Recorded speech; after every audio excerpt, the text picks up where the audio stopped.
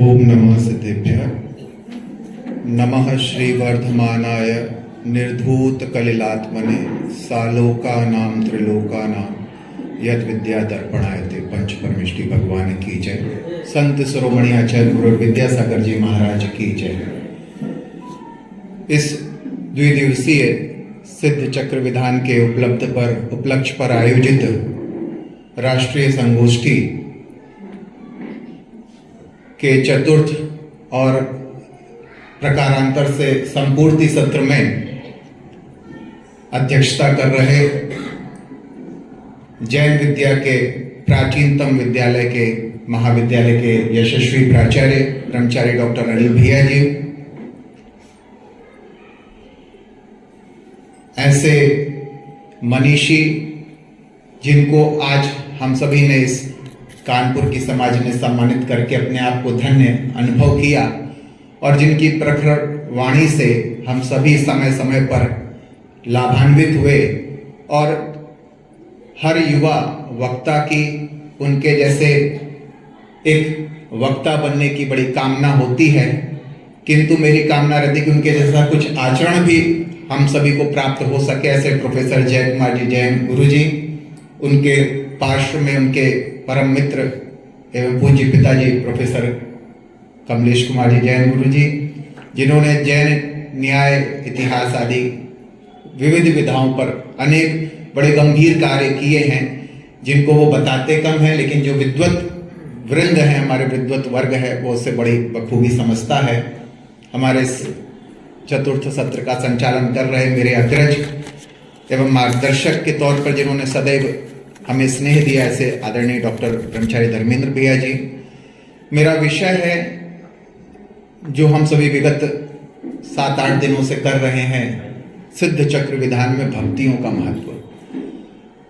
एक संयोग ही ऐसा जुड़ा कि यह विषय मुझे मिल रहा है और भक्ति का जो मैंने प्रथम स्वरूप वास्तविकता में देखा था वो इस कानपुर नगर में ही सन 1999 में देखा था। आदरणीय त्रिभुवन सर यहाँ पर बैठे हुए हैं। मैं उस समय प्रोफेसर अरुण जी जैन, जो इस समय वर्तमान में उपअधिष्ठाता के पद पर श्रमण संस्कृति संस्थान में अपनी सेवाएं दे रहे हैं, वे प्रवचन हेतु बादशाही नाका में पधारे थे और मैं उनके साथ एक छोटे बालक के तौर पर आ गया था और मैंने वहां पूजन करते हुए लोगों को देखा। तो देखने के दौरान मुझे ध्यान गया कि पूजा की थाली में ये द्रव्य तो सब लगाए हुए हैं, लेकिन बीच बीच में पता नहीं क्या चमक रहा था। तो देखा कि ये तो चांदी डाले हुए हैं सब। तो मैंने पूछा, तो चूंकि अंकल से बात हुई तो बोले कि बेटा भक्ति का अतिरेक होता है, जब अपनी सामर्थ्य होती है एक भक्त में और उस सामर्थ्य को नहीं छुपाना चाहता है तो भगवान के सामने वो सर्वोच्च का अर्पण करता है जो उसके हाथ में होता है। और ऐसे कानपुर के समाज में मैंने भक्ति का वो अतिरेक देखा और इस रूप में मैं उसे और भी विशिष्ट समझता हूं कि उत्तर प्रदेश में जितनी भी जैन समाज के बीच में मेरा आना जाना हुआ है, उसमें जितनी सहजता सन 1999 में मैंने देखी थी, वही सहजता आज भी आप लोगों के बीच में मैंने अनुभव की है।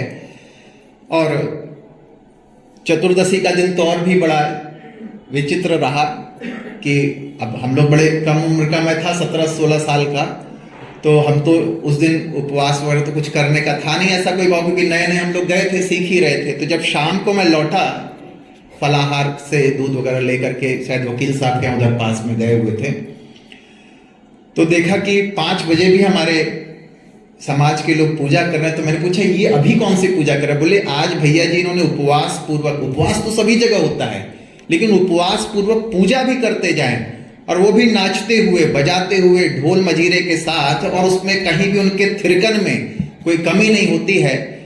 वो ऐसी भक्ति में जो ओतप्रोत रहते हैं, ऐसे कानपुर जैन समाज। जो सिद्ध चक्र विधान आपके यहाँ पे पंडित जी साहब करा रहे हैं, इस सिद्ध चक्र विधान में भक्तियों का इतना अभूतपूर्व संयोग होता है, क्योंकि हम जो भक्तियां या जो विधान कर रहे हैं इस समय सिद्ध चक्र विधान, वो सिद्ध चक्र विधान हम हिंदी भाषा में कर रहे हैं। यद्यपि आजकल प्रमाण सागर जी महाराज के माध्यम से संस्कृत वाला भी नए सिरे से उसको मतलब दुरुस्त किया गया, शुद्ध करके, और उसका प्रचलन किया जा रहा है, लेकिन हिंदी का एक हमारा अनुभव रहता है। लेकिन वास्तविकता में जो हिंदी में हम बात कर रहे हैं, गुणानुवाद कर रहे हैं, उसको आचार्य कुंद महाराज ने या आचार्य पूज्यपाद महाराज ने 1वीं और 5वीं शताब्दी में दोनों आचार्यों ने क्रमशः प्राकृत और संस्कृत भाषा में लिखा। और इसको लिखने के बाद जो हम आज पूजाएं करते हैं, बड़ी विस्तार से ये पूरा सिद्ध चक्र विधान 8 दिन या 11 दिन में यहाँ पर हो रहा है, उसका भाव उन्होंने कुछ पद्यों में समेट दिया है।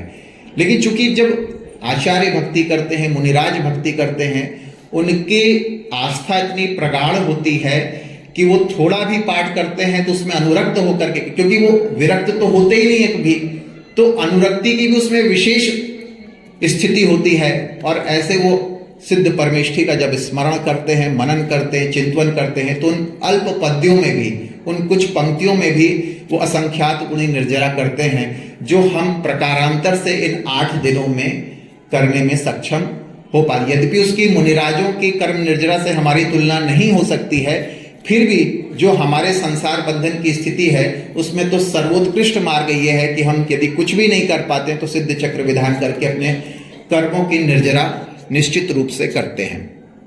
समस्या यह है कि सिद्धों का जो स्वरूप है, उस स्वरूप को हम सिद्ध चक्र विधान में समझने का प्रयास तो करते हैं, लेकिन सामान्य से समझें तो जो सिद्ध भगवान की प्रतिमा, जो आकार प्रकार यहाँ पर स्थापित किया जाता मंदिरों में, वो कैसा होता है? निराकार रूप होता है। अच्छा, भगवान पार्श्वनाथ की प्रतिमा जो इतनी विशाल यहाँ पर विद्यमान है, यदि इस प्रतिमा के स्थान पर उतना ही खाली आकार का यदि कुछ स्थापित कर दिया जाता और हम कहते कि अब तो मंदिर तो आते हैं, हाँ दर्शन भी कर रहे हैं, सिद्ध परमेष्ठी को सुन रखा है, लेकिन वो भावों का अतिरेक, वो भावों की विशुद्धि, क्योंकि हम तो गृहस्थ हैं, हमें तो कुछ सामने चाहिए, आधार हो तो फिर हम उसमें कुछ अपना चित्त स्थिर कर सकते हैं, चित्त स्थापित कर सकते हैं, लेकिन वो स्थिति तो हमारी होती नहीं है। लेकिन जो भव्य पार्श्वनाथ भगवान की, जब मैं मंदिर में कल परसों प्रवेश किया रात में, तो बाहर से तो सामान्य ही लगा कि हाँ ठीक है, लेकिन जब अंदर प्रवेश किया तो नीचे प्रतिमा को देखे तो देखते ही रह गए। प्रतिमा भी बड़ी मनोरम और उसके पीछे का जो परिकर बना हुआ है वो भी बढ़िया, और जब उसके बाद ऊपर दृष्टि गई तो वो 24 देख के तो मैंने कहा इतना, अभी सुबह अध्यक्ष जी से हमारी चर्चा हो रही थी, मैंने कहा इतनी वाइट पाषाण की, इतनी बैलेंस्ड, एक जैसी प्रतिमा, नयन नक्श, कहीं भी कोई कमी नहीं। लेकिन हम उसी रूप को समझ पाते हैं, साकार रूप को। निराकार रूप को समझना हमारे अभी थोड़ा स्वभाव में नहीं आ सका है। ऐसे उन सिद्धों के स्वरूप को समझने के लिए हम भक्ति पूर्वक पाठ करते, क्योंकि जो आचार्यों की पंक्तियां हैं, छंदों में लिखी गई हैं, वे छंद मंत्र रूप में वस्तुतः है हमारे लिए। उन मंत्रों का, उन पंक्तियों का पाठ करना हमारे लिए मंत्र पाठ जैसा है। अब चूंकि हम लोग हिंदी के बड़े भाषी हो चुके, हिंदी का अभ्यास हो चुका है, तो प्राकृत और संस्कृत से थोड़ा सा बचते हैं। और कई बार शंका समाधान में ये प्रश्न आता भी है कि हम भक्तामर का जो पाठ करते हैं तो क्या हिंदी वाला करें, क्योंकि हमें तो हिंदी वाला ज़्यादा समझ में आता है, और जो शेष प्रकार का होता है वो तो हमें भाव नहीं बन पाते हैं हिंदी में। तो हमेशा महाराज जी लोग कहते हैं नहीं, आपको हिंदी आए अच्छे समझ में, और चाहे भले संस्कृत ना समझ में, लेकिन संस्कृत का ही पाठ करें। तो भक्तियों का भी उसी प्रकार से यहाँ पर महत्व है कि भक्तियों के उस प्राकृत पाठ को करें।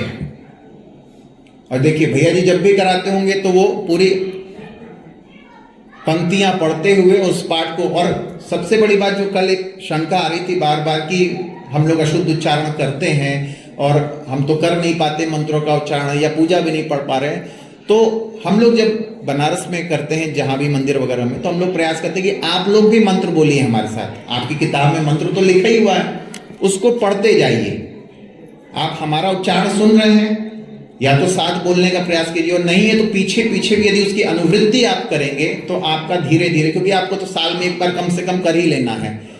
अपने मंदिर में एक बार करते हैं, एक आध बार आसपास के किसी मंदिर में हो जाता है, कहीं किसी रिश्तेदार में का कोई बुलावा आ जाता है, तो उस प्रकार से करने से हमारा अभ्यास भी बन जाएगा और फिर हमारी विशुद्धि भी बढ़ेगी, हमारा आत्मविश्वास भी वृद्धि को प्राप्त होता रहेगा। देखिए भक्ति पढ़ने की एक निश्चित प्रक्रिया है। जैसे पहले स्थापना की जाती है, भैया जी ने कराई होगी कि अत सिद्ध भक्ति कायोत्सर्गम करोम्यहम्। फिर उसके बाद कायोत्सर्ग करते हैं, जो कि हमें पता है कि अपने शरीर के प्रति हमारा एक प्रकार से राग भाव छूटता है। अभी घर की तो उस समय किसी को चिंता नहीं हो रही है कि घर की कोई चिंता हो रही है, तो ये एक तरीके से उसकी प्रक्रिया है। और पहले दिन का जो अनुभव था, जैसे पर्युषण के पहले दिन में थोड़ी आकुलता व्याकुलता होती है, और उसके एक दिन पहले तो होता है कि कल से एक आसन करेंगे, कैसे करेंगे और कैसे होगा, पानी तो एक ही बार लेना है या 2 ही बार, जैसी अनुकूलता है। लेकिन जैसे जैसे वो अंतिम के दिन आते हैं ना, तो फिर अंतिम दिन के बाद तो ऐसा लगता है कि 2 बार पानी पियो ही क्यों, जब काम एक ही बार से चल जा रहा है। तो ये विशुद्धि का कारण है। पहले दिन जो पर्युषण के पहले दिन कठिन लग रहा था, सिद्ध चक्र विधान के पहले दिन कठिन लग रहा था कि सिद्ध चक्र विधान में बैठे कि नहीं बैठे। पहले तो यही घर में डिस्कशन होता है, कैसे समय निकलेगा। अच्छा, समय निकल गया तो शरीर की अनुकूलता बनेगी कि नहीं, ये तो सब चीजों पे विचार होता है। हुआ कि नहीं हुआ, सबके हुआ होगा। एकाध ही कोई होता है, एकाध होगा कोई जिसको हो कि नहीं। अच्छा, वो जो होता है वही नायक होता है कि भाई अपने को सबको समाज में आगे लेके चलना, सिद्ध चक्र में वो प्रस्ताव रखेगा, क्योंकि वो तो 6 महीने साल भर से व्यक्ति सोच रहा है। तो वो भाव बनाकर करते हैं, और जब भाव बन जाता है और उसके बाद हमारा फ्लो देखिए, तो आज हमें ये लग रहा है कि ये और चलता ही रहे। अब इसके बाद भैया जी बता रहे थे कि उनके लगातार कार्यक्रम, इसके बाद 52 संडे का लोगों ने कह दिया, फलाने कार्यक्रम, तो ये विशुद्धि की बात है। दूसरा इसमें होता है कि इसके बाद जो हम कायसर कर रहे हैं, तो स्मरण किसका करना है, तो तीर्थंकरों का करें, उनके गुणों का करें, जो आचार्य परमेष्ठी हैं उनके गुणों का चिंतन करें। और उनके गुणों का चिंतन क्या है, गुण कैसे हैं उनमें, वो अच्छे हैं ये तो कोई बात नहीं हुई, वो अच्छे तो हैं, पंच परमेष्ठी में बुरा क्या हो सकता है। लेकिन उनके जो गुण हैं, वो गुण हम में कैसे प्रकट हो सके, इन गुणों के प्रति अनुराग जब तक नहीं होगा, तब तक मात्र वचन अपलाप करने से हमारे भावों की विशुद्धि तो नहीं बन सकती। आखिर क्या कारण था, देखिए अभी अगला विषय हमारे जो अगले वक्ता हैं उनका है, इसलिए मैं बहुत नहीं छोड़ूंगा कि मैना सुंदरी ने भी तो यही किया, सेठ धनंजय ने भी इसी प्रकार। सेठ धनंजय के तो और भी सरल काम है, उन्होंने तो सामान्य पूजा कर रहे थे, वो कोई सिद्ध चक्र विधान कर में तो नहीं बैठे थे, ऐसा कोई उल्लेख नहीं आता कि सिद्ध चक्र विधान कर रहे थे और बेटे को सांप ने काट लिया, आए तो वो उनकी पूजा के, वो तो सामान्य पूजा। सामान्य पूजा के माध्यम से भी गृहस्थ की भक्ति इतनी प्रगाढ़ हो सकती है, तो फिर अष्टानिका का, अभी तो आप जो सिद्ध चक्र विधान कर रहे हैं, अष्टानिका का विधान चल रहा है। इस समय में तो कहते हैं कि जो एक दिन में हम पुरुषार्थ करते हैं धर्म के प्रति, वैसा पुरुषार्थ करने से 6 महीने के बराबर हमारे जो कर्मों का बंध होता है, उस कर्म की निर्जरा एक दिन में हो जाती है। ये तिथि का महत्व है। तो जब भक्ति पूर्वक हम पढ़ते हैं तो और विशुद्धि बढ़ती है, क्योंकि हम किसको जान रहे हैं। जैसे आपको पता चले कि भाई आपको जाना है, यहाँ किसी से मिलने, हाँ ठीक है, कोई नीचे मिलने आया है, वही पता चले कि नहीं हमारे कोई पंचायत के पार्षद वगैरह आए हैं, और अचानक नीचे राष्ट्रपति महोदय हो जाए, तो सबको मिलने का एक ही भाव रहेगा, सबको मिलने की ड्रेस एक ही रहेगी, सब कुछ भिन्न हो जाएगा। उनको कितने आदर भाव से, तो जिनके गुणों का हम यहां पर स्तवन कर रहे हैं, उनके गुण हैं कैसे। पूज्य सुधा सागर जी महाराज की बड़ी अच्छी बात मुझे याद आ रही है कि वो कह रहे थे, जब कुंडलपुर में शायद 2000 की बात है, जब मूर्ति की स्थापना का प्रसंग चल रहा था, तो प्रतिदिन जाकर के वो जितने भी दिन रहे वहां पर, उसमें प्रतिदिन जाकर के कुंडलपुर के बड़े बाबा की प्रतिमा पर के सामने विद्यमान होते, बैठते थे और भगवान की मूर्ति के सामने भगवान पर ध्यान केंद्रित करते हुए, देखते हुए, आंख बंद करके नहीं, देख करके वो ध्यान करते थे। तो बोले मैं आंखों से नीचे ही उतर नहीं पाया, मतलब इतने दिनों में वो सिर्फ मस्तक का, आंखों का, भौं का, ललाट का, इन्हीं का चिंतन करते रह गए। तो उनके स्वरूप के चिंतन में अब हम सोचेंगे इसमें क्या ऐसा विशेष है कि उन्होंने इतने दिन तक, मतलब यदि हफ्तों रहे या महीने 2 महीने रहे, 2 महीने में उनको सिर्फ उतना ही, हम तो 1 मिनट में दर्शन करके और यूं करके आ जाते हैं हम लोग, और हमको लगता है कि हमारे सारे कर्म, अब उनके तो महाराज होकर के कर्मों की निर्जरा कितनी हो पा रही है, और हमारे गृहस्थ होकर के। तो भक्तियों का जो कार्य है, वो कार्य है आपकी विशुद्धि को बढ़ाना, और उस मर्यादा से कहीं आप हटे बढ़े नहीं। देखिए संस्कृत भाषा या भारतीय भाषाओं में जो प्राच्य भाषाएं हमारी हैं, इनका बड़ा एक सिद्धांत है। इनमें हमेशा देखिए आप विदेशी जो भाषा, इनमें कोई परिभाषा नहीं बन पाती है किसी चीज की। हमारे यहाँ तो जो परिभाषा बनती है, उस परिभाषा में आपको सारा उस स्वरूप को निचोड़ करके उसका निकष जो सार है वो प्रस्तुत कर दिया जाता है। तो भक्तियों में तो उस पूरी संपूर्ण सिद्ध चक्र विधान को जो आप करने जाते हैं, उसमें चाहे सिद्ध भक्ति का पाठ कर लें, चाहे शुद्ध भक्ति का करें, शुद्ध भक्ति पता है जिनवाणी की आराधना, चरित्र भक्ति, मुनिराजों का कैसा चरित्र है। 27 मूल गुण वाले मुनिराज चल पाएंगे? नहीं, 28 वाला ही चलेगा हमारे लिए, तो क्योंकि वही यहां तो 100 से नीचे का कोई 100 से नीचे 0.001% भी यदि उसमें कोई कमी है तो फेल है जैन दर्शन की परिभाषा में। 99 को हमारे पास नहीं माना गया, उसको तो फेल स्वीकार किया गया है। योग भक्ति में जो समाधि और मन की एकाग्रता, उसके लिए प्रयास किया जाता है। आचार्य भक्ति, मुनिराज की तो भक्ति होगी, लेकिन आचार्य अपने गुणों से विशिष्ट अलंकृत हैं, उनको अपना तो धर्म ध्यान करना ही करना है, लेकिन आप जो वहां पर उनके संग के अन्य साधु सन्यासी हैं, मुनिराज हैं, उनको भी धर्म में लगाए रहना है। नंदीश्वर भक्ति, हमें सकति सो नाही यहाँ कर थापना, शक्ति तो है नहीं अपनी, अब क्या करें हम लोग। तो नंदीश्वर के माध्यम से हम अपने विचारों को केंद्रित करते हैं कि वो देवता, क्योंकि भक्ति जो प्रसिद्ध है वो देवताओं की प्रसिद्ध है। भक्ति वो करते हैं, न तो उनको भूख लगनी, न प्यास लगनी, न उन्हें किसी चीज की चिंता, और चिंता भी है तो वैक्रिक शरीर से दूसरा शरीर जो चिंता करेगा सो करता रहेगा, वो तो अपने कब से शारीरिक रूप से तो मानसिक मन उनका जरूर इधर उधर होता रहता है वैक्रिक शरीर में, लेकिन शरीर तो उनका थिरकन जो होती है। जब कहते हैं कि तीर्थंकर बालक का जन्म होता है तो उस समय सौधर्म इंद्र अपना विराट स्वरूप वैक्रिक शरीर के द्वारा बना करके उत्कृष्टतम भक्ति करते हैं। क्योंकि जब तीर्थंकर बालक को देखें, अभी छोटी सी बालिका एक ऊपर दिखी थी, इतनी छोटी सी प्यारी सी, उसको देख करके ही वही, तो अब तीर्थंकर बालक का जब जन्म होता होगा तो वहां आंखें कहाँ हटती होगी उस व्यक्ति की। तो भक्ति के अतिरेक में, भक्ति के दो अर्थ है, एक तो भक्ति जो हम कर रहे हैं और एक जो भक्ति पाठ हैं उनकी बात हो रही है। उन भक्तियों के माध्यम से हम अपनी एकाग्रता को कर पाते हैं। और उस गुरुजनों का स्मरण जब हमने कर लिया है तो अंत में जो अंचलिका पढ़ते हैं, दुख खो कम खो पोहिलाओ समाहि मरणम सुगई गमनम, जो ये अब ये जो हमने गुण, जिनका गुणों का स्मरण किया है, उन्होंने अपने दुखों का क्षय कर लिया कि नहीं।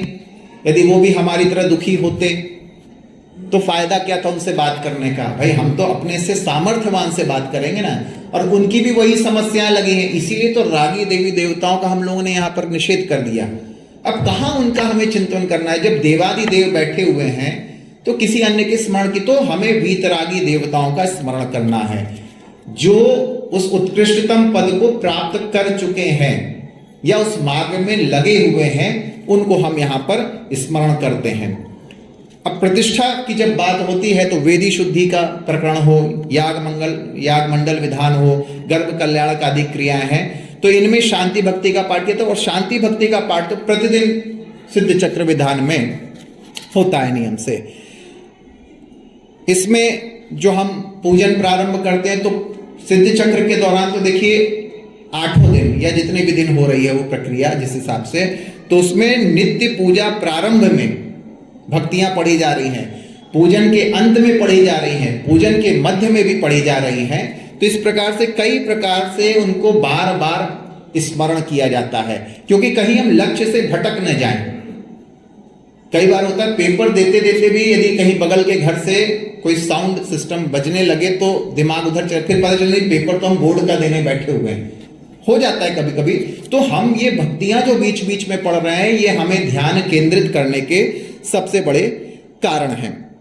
पूजन समापन हो रही है तो जयमाल में फिर वहां पे भक्तियां हो रही हैं पुनः, तो इसमें सिद्ध भक्ति का निर्देश किया था, अथ सिद्ध भक्ति कायोत्सर्गम करोम में हम, इस प्रकार से। और अष्टानिका की जब बात हो रही है तो उसमें नंदीश्वर भक्ति को तो कैसे भूल, क्योंकि नंदीश्वर दीप में जाकर के ही देवता उस पूजन को बड़े ठाट बाट के साथ करते हैं। और कानपुर की समाज तो निश्चित ही देवगति का बंद तो कम से कम कर ही लेगी कि वो जाकर के ठाट बाट से वहां पर पूजन आप सभी करेंगे। पूजन में द्रव्य चढ़ाना उपयोगी नहीं है, उपयोग का, और उपयोग आपका कल के प्रश्नों से जो भी दिन भर हम लोग देख रहे हैं आपकी गतिविधियों से समझ में आ जाता है कि आप कितनी एकाग्रता से सुन रहे हैं और कितना उसको ग्रहण कर रहे हैं। क्योंकि सुनना ही सिर्फ उद्देश्य नहीं, उसको ग्रहण करके आचरण में भी लाना बहुत अनिवार्य चीज है। इनमें जो सिद्धों का स्वरूप है उसको कहते हुए लिखते हैं आचार्य कुंकुंद की, 8 गुण समिद्धा 8 महापाढ़ेर संयुक्ता 8 व्यकम मुक्का 8 में साहिया सिद्धा।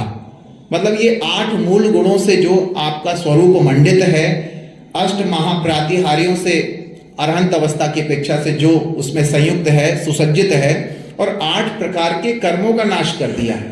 अब यहाँ तो हम सोचते हैं, आप पूछें कि भाई आपके बिजनेस तो आप लोग कर ही रहे होंगे, तो बिजनेस में कोई है राइवलरी? बोले हाँ, एक व्यापारी है, बड़ा परेशान कर देता है। और वास्तविकता में तो हमें पता नहीं कि हमारे 8 राइवलरी यहाँ पर लगी हुई है। हम सोचते हैं उनसे हमारी दुश्मनी है, और वास्तविकता में दुश्मनी हमारे अपने कर्मों से होती है। हम कैसे कर्मों का बंद कर लेते हैं पता ही नहीं चलता। पूजा करते करते निदंती निकाचित कर्मों का बंद हो गया। कैसे हो गया? मंदिर में तो भगवान की शरण में निदंती निकाचित कर्म नष्ट हो जाते हैं, और यहाँ स्थिति दूसरी भी। हम कह रहे कि भाई मंदिर में, अब मंदिर में कोई पूजा करने के लिए खड़ा हो गया, किसी ने बोली ज्यादा ले ली, तो अब उसमें ही हमको संकल्प विकल्प प्रणाम, ठीक है, अच्छी बात, उसने लिया, हम भी उसके साथ करेंगे, हम भी उसके साथ बढ़ चढ़ के करेंगे, उसमें कोई बात नहीं, आज नहीं तो हम कल लेंगे।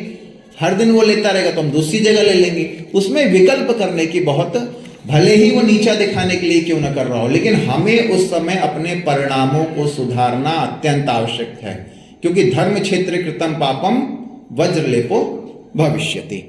इस तरह की तो श्रुत भक्ति, शांति भक्ति आदि की बहुत सारी चर्चाएं हैं, और इसके जो ऐतिहासिक प्रमाण हम देखें, इस पर चर्चा अभी बहुत ज्यादा नहीं हुई, इसलिए मैंने इस प्रकरण को यहाँ पर ले लिया है।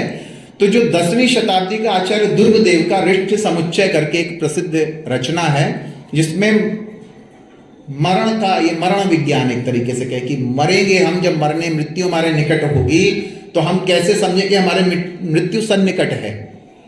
उसमें बहुत सारे ऐसे उन्होंने कथन दिए हैं, हजारों उदाहरण दे दिए हैं कि जब आपको छाया इतनी ही दिखने लगे, किसी की परछाई में, व्यक्ति का आपको परछाई में सर नहीं दिख रहा है, या पैर नहीं दिख रहा है, या स्वयं के ही पैर और सर नहीं दिख रहा है, तो आपकी इतने दिन की आयु ही शेष बची है। जब गणेश प्रसाद जी वर्णी जी का शायद प्रसंग है, वर्णी जी तो क्लियर, अब कौन से, क्योंकि 3 वर्णी जी हुए तो आदरणीय गुरु जी लोग बताएंगे। तो जब उनकी, तो उनकी समाधि आचार्य विद्यासागर जी के महाराज के पास होने लगी, तो उन्होंने एक दिन एक छुल्लक जी अलग जी को बोला कि जल्दी से जाओ आचार्य श्री को बुला के लाओ। तो भाई छुल्लक जी तो, क्योंकि जो समाधि में रत होते हैं उस समय ऐसे छपक उन आचार्य से भी श्रेष्ठ होते हैं, वे आचार्य भी उस छपक राज को प्रणाम करते, पहले नमोस्तु करते हैं। तो वो जो छुल्लक अलग मुनिराज जी होंगे, वे बेचारे दौड़े दौड़े गए और कहा कि आचार्य श्री, वो वर्णी जी महाराज साहब याद कर रहे हैं। तो वो दौड़े आए आचार्य श्री, तो आचार्य श्री ने क्या हुआ? आचार्य श्री तो बड़े बुलंदी में बात करते, भाई कोई वैसा था ही नहीं उनका। तो बोले आचार्य श्री, मेरी मृत्यु निकट आ गई। बोले अच्छा, आप अवधि ज्ञानी हो गए हैं, आपको कैसे पता चल गया? बोले आचार्य श्री, फलानी मरण कंडिका रिष्ट समुच्चय नाम पुस्तिका मैंने पढ़ा है कि यदि कान के मैल में इस प्रकार की बदबू आने लगे तो इतने दिन ही या इतने पल की ही आयु शेष बचती है। जिसको समाधि लेनी होती है, समाधि भक्ति का भी प्रकरण है। तो ऐसे दृढ़ परिणाम होने इतने आवश्यक है। जब हम अध्ययन करेंगे तो ऐसे परिणामों को लेकर के पंडित जी ने अपने भावों को संभाला और अपना मरण सुनिश्चित किया। पंडित जगन मोहन लाल जी का भी इस प्रकार से आता है कि उन्होंने अपनी ऑडियो रिकॉर्डिंग करके रख लिए, सारे पाठ वाठ, तत्वा सूत्र समय सा। तो लोगों ने कहा ये क्यों कर रहा है? बोले अंत समय में किसी की बात समझ में नहीं आती है, बोले मैं अपनी रिकॉर्डिंग खुद सुनूं, कोई नहीं पढ़ाने वाला मिला मुझे सुनाने वाला, तो क्या होगा? तो बोले मैं तो अपना टेप करके रख लिया है। और जितनी प्रतिमा थी उन्होंने अंतिम समय पर उन्होंने फिर वस्त्र भी त्याग करके जो भी किया, मतलब अंतिम समय उनका समाधि मरण हुआ। तो इस प्रकार से हमारी तैयारी क्या है? ये सिद्ध चक्र विधान तो हो गया, अगले सिद्ध चक्र विधान की तैयारी क्या है? क्या और विशुद्धि होगी कि हम उतना ही पहले कीचड़ को लपेटे और अगले बार फिर प्रारंभ किया जाएगा भाई अगली बार सिद्ध चक्र विधान में। और सबसे अंतिम बात जो मैं आपको एक उदाहरण के माध्यम से कहना चाहूंगा कि उस उदाहरण में मुझे याद आ रहा है कि नवंबर 2019 की चर्चा थी और पिताजी का ऐसा भाव हुआ कि हम लोग सिद्ध चक्र विधान करें, और जो हमारे काशी में हमारे घर के पास नरिया दिगंबर जैन मंदिर है वहां पर इस कार्यक्रम को किया जाए, क्योंकि हमें वहां से डिस्टेंस पास होता है। तो घर पे चर्चा हुई, फिर कुछ अपने सन्निकट जो प्रिय लोग हैं उनसे कहा, फिर समाज के अध्यक्ष को कहा और एक कार्यक्रम बना कि भाई ठीक है करेंगे। तो भाई अब विद्वान है तो किसी अन्य की आवश्यकता होती नहीं, और नगर में भी हमारे बहुत सारे विद्वान हैं। आदरणीय प्रोफेसर अशोक जी जैन साहब, प्रोफेसर फूलचंद जी प्रेम साहब, आप लोग कई लोग जानते भी उनको। तो हुआ सबको हम लोगों ने बात कर दी कि भाई ये विधान होने वाला है और आप सभी सादर आमंत्रित हैं, सब आए। और कदाचित मेरा इंटरव्यू जो 9 तारीख से हम लोग विधान प्रारंभ कर रहे थे, लगभग 16 तारीख तक 17 तारीख तक चल रहा था विधान, उसके बीच मेरा इंटरव्यू 14 तारीख को हो गया। और भैया जी साक्षी बैठे हमारे संयोजक महोदय कि वो विधान उधर हो ही नहीं पाया पूर्ण, और मेरी नियुक्ति काशी हिंदू विश्वविद्यालय में उसके फलस्वरूप पहले ही हो गई। तो सिद्ध चक्र विधान को ऐसे हम करके यहाँ पर प्रतिपल गरिमा में उसकी अनुभूति करते हैं। और उसके जो ऐतिहासिक प्रमाण दुर्ग देव के 10वीं शताब्दी में मिलता है, यद्यपि उसमें मंडल आदि का उल्लेख है कि इसका मंडल कैसे बनाया जाए, इसकी थोड़ी बहुत विधि का उन्होंने सिद्ध चक्र यंत्र बनाने का एक वहां पर विधि दी है। तो ये लगभग 1000 साल पुराना तो प्रमाण मिलता है, लेकिन परंपरा अनादिकालीन है, ये क्लियर होना चाहिए। 2 पॉइंट बोले, साक्ष्य हमें 1000 साल पुराना इसमें मिल रहा है कि यंत्र कैसे बनाए, लेकिन हमारी परंपरा अनादिकालीन है। और मुनि सुब्रत नाथ भगवान के समय के तो साक्ष्य मिल रहे, क्योंकि ये मैना सुंदरी उन्हीं के समय में हुई। तो आप सोचिए मुनि सुब्रत नाथ भगवान कितने पीछे हो गए, 20वें तीर्थंकर। उस काल में उनका वहां पर मैना सुंदरी का जो भाव हुआ, उस भाव को लेकर के हम सभी आगे बढ़ पाए, ऐसा कुछ कार्य करें। और देखिए 2-3 सूत्र आपको बस याद रखने हैं कि जब भक्ति करते हैं तो भक्ति कैसे करनी है। तस्मिन अनन्यता तद विरोधिषु उदासीनता च। जिस सिद्ध चक्र विधान को हम कर रहे हैं उसमें तो अनन्य अनुराग करें, क्योंकि वो प्रशस्त अनुराग हमारे या तो पुण्यानुबंधी पुण्य का कारण बनेगा, या कम से कम असंख्यात गुणी कर्म निर्जरा हमारी वो नष्ट कर देगा, और परंपरा से मोक्ष का कारण बनेगा। लेकिन दूसरी जो महत्वपूर्ण बात है कि उसके विपरीत संसार में फंसाने वाली उतनी चीजों का जो राग द्वेष करेंगे उनसे हमें दूर भी होना है। यदि हम इधर पात्र तो अपना गंदा किए रहें और फिर उसमें बहुत अच्छी यदि खीर भी डालेंगे केसर से बनी हुई, तो वो दूध फट जाएगा। तो कहीं ऐसा तो नहीं हो रहा है। तो ये बात हमें ध्यान रखनी कि अपने आराध्य के प्रति, जिनेंद्र देव के प्रति तो अनन्य श्रद्धा रखनी है, और जो आराध्य में हमें भटकाने वाली विचारधाराएं हैं, जो राग द्वेष परिणाम है, उनको दूर रखना है। और कह रहे हैं अन्याश्रयाणाम त्यागो अनन्यता। जो दूसरी अन्य सांसारिक वस्तुएं हैं उनके प्रति हमारा कहीं कोई अनुराग भाव ना हो, इसके लिए त्यागमय भावना करते हुए उन जिनेंद्र देव, और उसमें भी सिद्ध परमेष्ठी, क्योंकि अंतिम लक्ष्य हमारा सिद्ध बनना ही है। तो ऐसे उन 8 कर्मों को हम कर पाएंगे। और यदि हम सिर्फ ढोल नगाड़े मजीरों को ही सुनने में आनंदित होते रहेंगे, पंक्ति भी नीचे कुछ कुछ पढ़ते रहना चाहिए, उसका भी अनुभव। एक विधान में आधी पंक्तियां पढ़ पाएंगे तो अगले विधान में बाकी की आधी पढ़ लेंगे। और जब मैं कुंडलपुर गया, मैं बस वो अंतिम 1 मिनट में उदाहरण दे रहा हूं, तो कुंडलपुर जाने के लिए दमोह से एक बस लगी रहती है। उस बस में कुछ वृद्ध माताएं जी बैठ गई, कुछ बुजुर्ग लोग बैठ गए, और जैसे ही बस चालू हुई उनने शांति विधान चालू कर दिया। तो मैंने कहा ये तो बड़ी अच्छी बात है।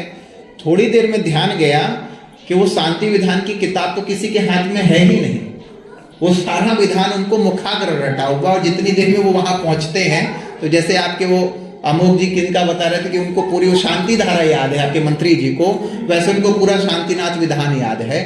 तो हम कई बार जब इसका पाठ करेंगे, हमारी श्रद्धा होगी, तो हमें ये फल इसका निश्चित रूप से प्राप्त होगा।